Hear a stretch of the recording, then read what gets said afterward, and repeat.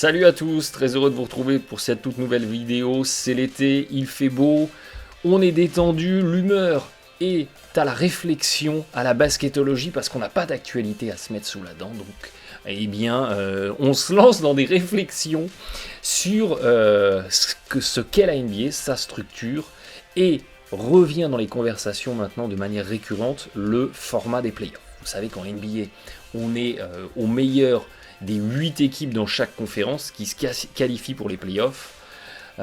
Au final, il n'en reste qu'une de chaque conférence qui s'affronte pour la finale NBA. C'est le principe des conference seeding. Eh bien, est lancé dans la conversation maintenant depuis plusieurs saisons l'éventualité de passer non plus par des conference seeding, par des classements par conférence, mais par un true seeding, par les 16 meilleures équipes de la NBA, peu importe où elles sont situées géographiquement, eh bien, se retrouvent qualifiées en playoff et s'affrontent sous le même format, le premier affronte le 16e, etc. Ça revient très souvent dans les conversations et j'ai envie de vous en parler dans une vidéo.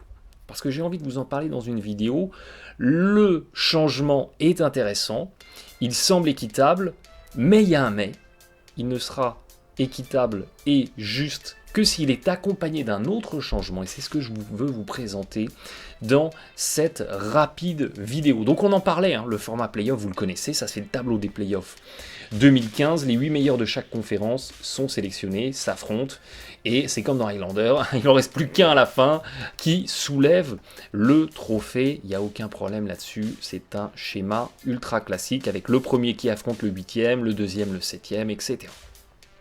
Très bien. Sauf que si on reprend les playoffs 2015, eh bien on se rend compte que dans la conférence Ouest, l'équipe d'Oklahoma City, qui avait pourtant un bilan tout à fait honorable, avec 45 victoires et 37 défaites, elle a raté les playoffs, elle a raté la qualification.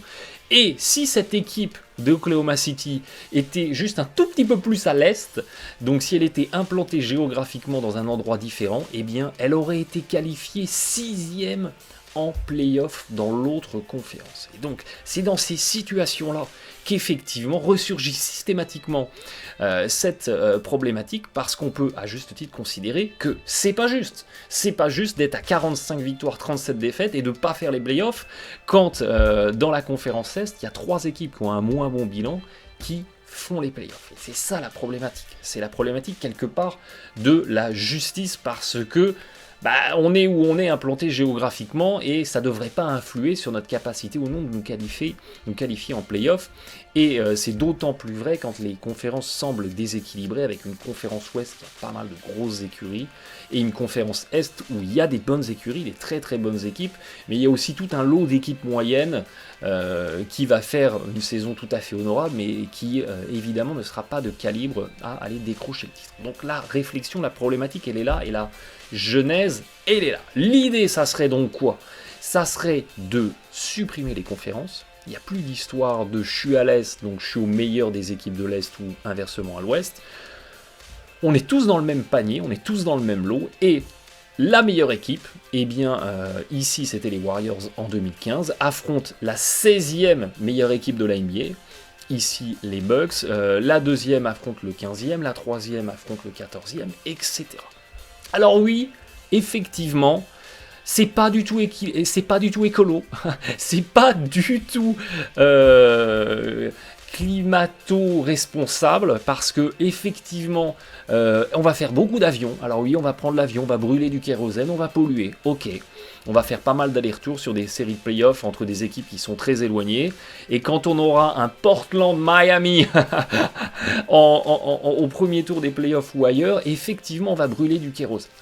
Ça, c'est acté.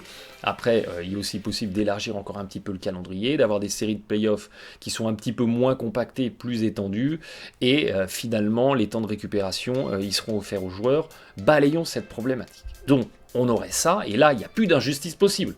Parce que l'équipe de OKC qui a raté les playoffs, eh bien, voyez qu'elle se serait finalement qualifiée, et elle aurait pu jouer des coudes en pourquoi pas sortant les Hawks, après sortant les Bulls ou les Wizards, et ils auraient pu faire un parcours honorable en play-off, alors qu'ils les ont en réalité manqué dans le système actuel. Donc pour ce qui est de la justice et de l'équité entre les équipes, j'ai envie de dire oui, c'est fondamentalement une bonne idée. Mais il y a un mais. Et il y a un gros mais qui n'est quasiment jamais soulevé quand je vois des discussions sur cette évolution du format de playoff en NBA. Vous êtes d'accord qu'on va avoir 30 équipes qui sont en compétition directe, les unes avec les autres, pour la meilleure place en playoff. Tout le monde a sa chance et tout le monde est sur un même pied d'égalité. Sauf que, dans le format, dans le calendrier de la NBA actuelle, eh bien, elles ne s'affrontent absolument pas le même nombre de fois en saison régulière. Et oui, comment est construit un calendrier NBA? Si vous ne le saviez pas, voilà l'information. Quand vous êtes une franchise NBA, vous allez affronter 4 fois les autres équipes de la même division que vous.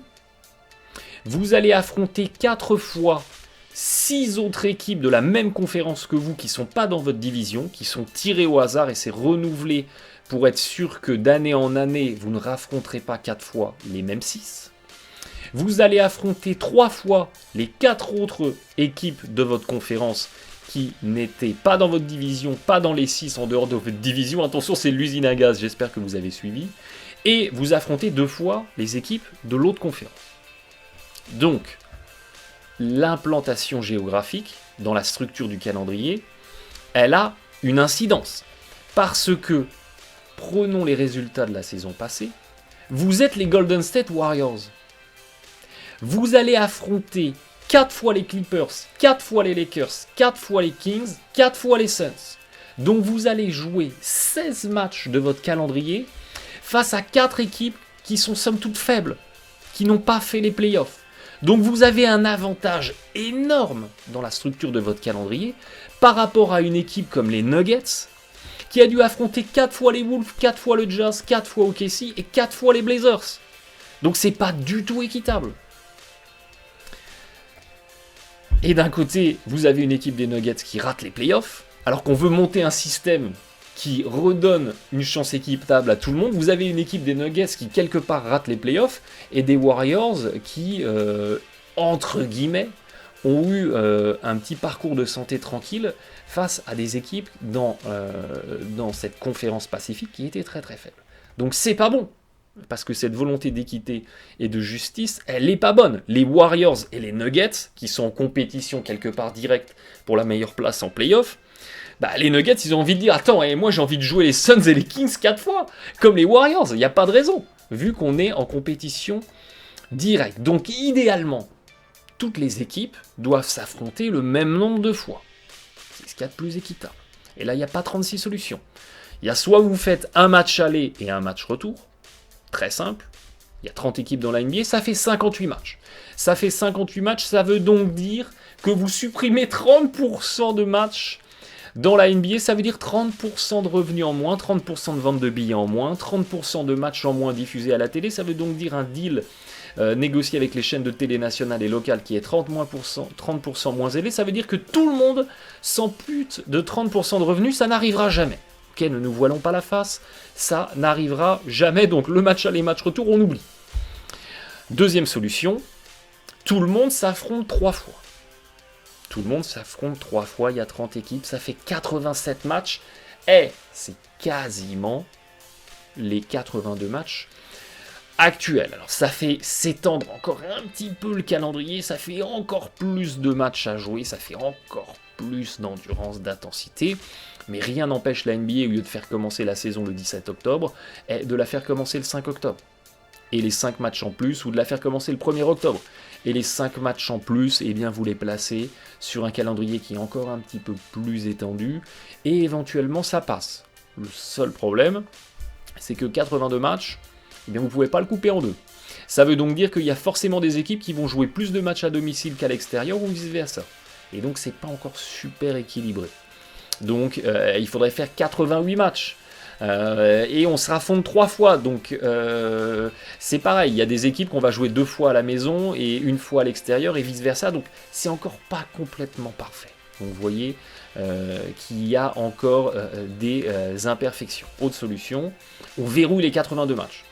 C'est-à-dire que ces 82 matchs, ça ne bougera pas, et à ce moment-là, il faut faire un mix d'équipes qu'on affronte 2 fois et 3 fois, avec un principe de roulement, et globalement, sur un panel de 5 ans, vous avez affronté tout le monde le même nombre de fois. Et vous avez là quelque chose qui est plus ou moins équitable, 41 matchs à domicile, 41 matchs à l'extérieur, et lissé sur plusieurs années, ça tient un petit peu la route. Donc, le format à 16, ben, j'ai envie de dire oui, pourquoi pas, c'est une super idée. Mais attention, si on fait ce basculement-là, certes, on augmente le réchauffement climatique, mais derrière, il faut un nouveau calendrier. Il faut un nouveau calendrier parce que sinon, ça n'a aucun sens. Les divisions, les conférences n'ont plus lieu d'être, donc on les supprime.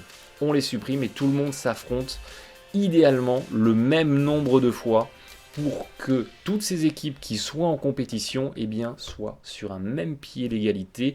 J'espère que vous avez compris la logique. Si jamais vous lancez dans ces conversations avec vos camarades basketologues ou avec vos internautes basketologues sur les réseaux sociaux, rapportez ça sur la table parce que ça n'est quasiment jamais évoqué.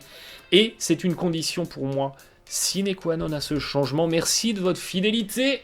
Bon été, bon match à tous.